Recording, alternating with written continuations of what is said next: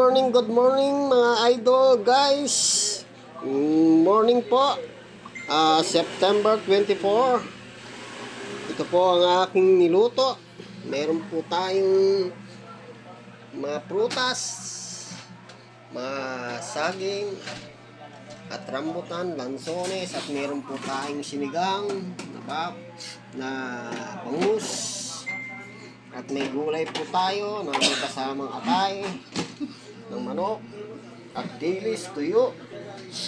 Pag ito'y sinawsaw sa suka na may sili, yummy!